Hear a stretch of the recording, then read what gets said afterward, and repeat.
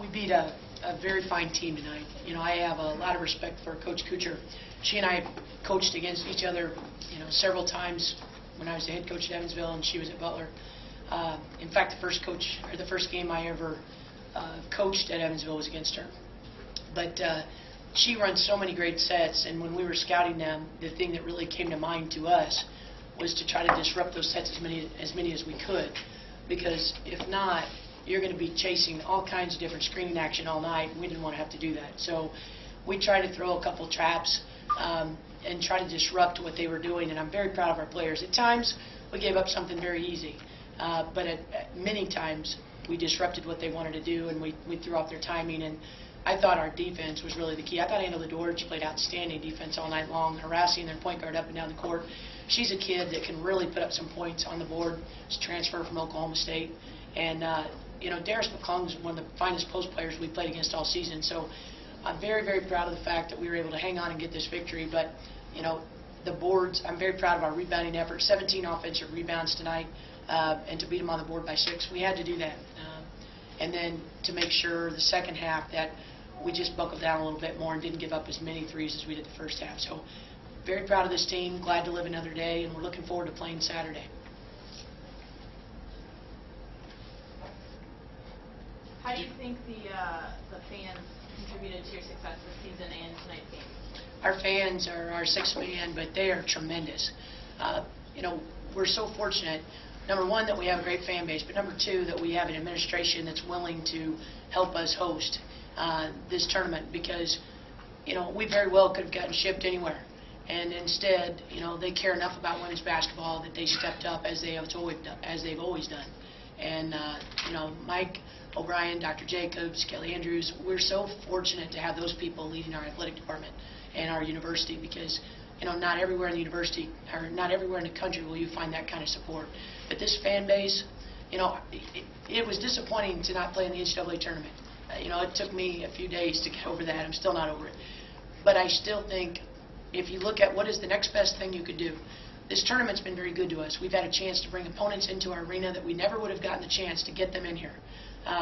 So to have that opportunity is great. But then also for our 5 seniors, if you can't be in the NCAA tournament, what's the next best way you'd like to finish out your career?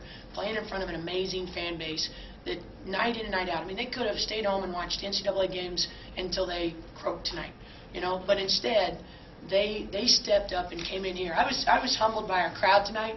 They were outstanding. You got to rally your team after such a, you know, really 2 disappointments, losing in the tournament and then the selection trip.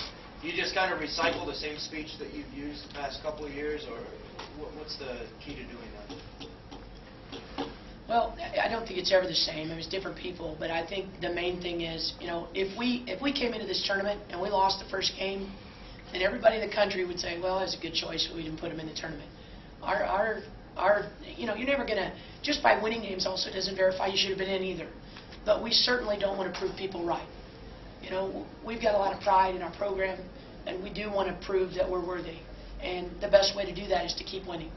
And two, even for our younger players, to get an experience to play in postseason play. And for these seniors, this is their 4th straight postseason experience. There's not a lot of teams in our league that can say that. Very, very proud of everything that they've done. And, you know, we're still chasing down an opportunity to be the winningest program in MAC history. And, you know, that's a great goal to chase down. You kind of just mentioned it, but how was practice, you know, given the loss last Friday and then, you know, the NCAA's on Monday coming into tonight? The one thing about our team, you know, I've been very fortunate this year. Only 3 times have I had to really get after them because we lost. I mean, how many coaches in the country can say that? Only 3 times. And I hope I don't have to say it again. But the great thing about them is the reason we've only lost 3 times is because they're so resilient, they're so mature, and they're very focused. And because of that, you know, we got after it, but in the same vein, they brought so much energy because of their disappointment, and they wanted to turn it into something positive.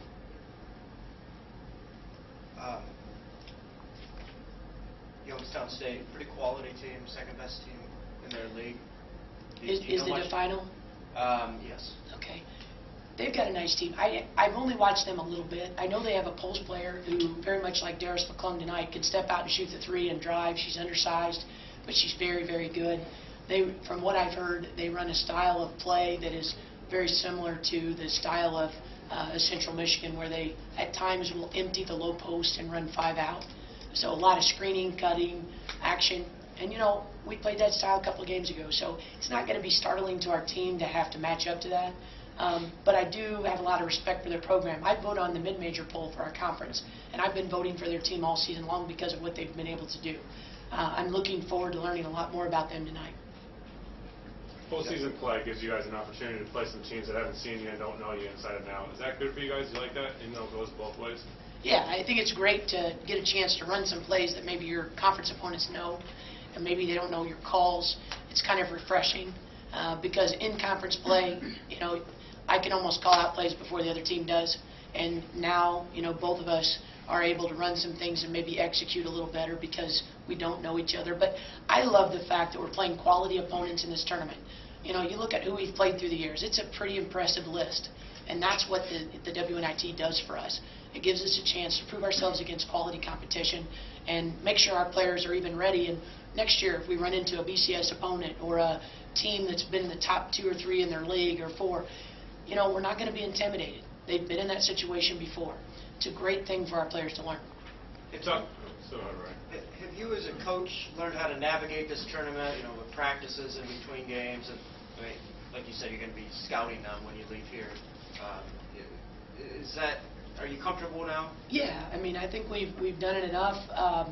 I think the important thing is that our staff will spend a lot more hours working on Youngstown State than our players will.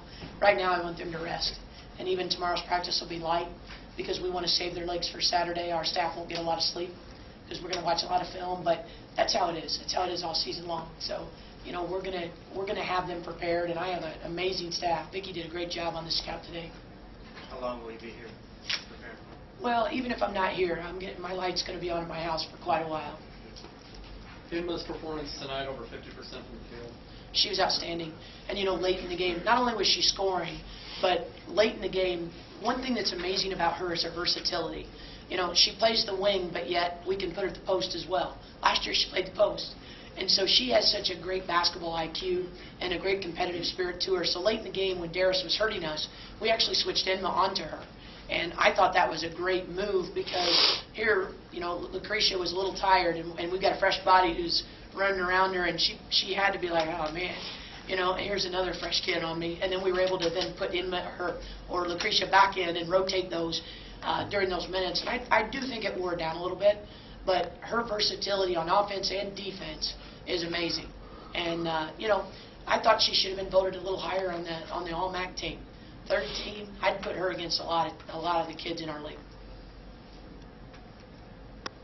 Anything else? You mentioned the 5 seniors.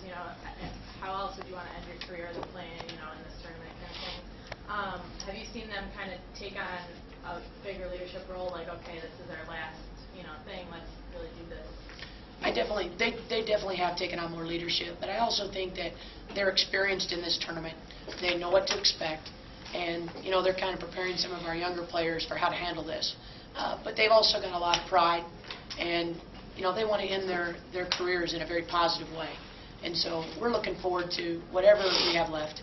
And the one thing I told them before the game tonight was, no matter what happens in this tournament, be able to look yourself in the mirror tomorrow and say that you gave everything you had. And that's the only way you want to end your season or your career. And I thought they gave everything they had today.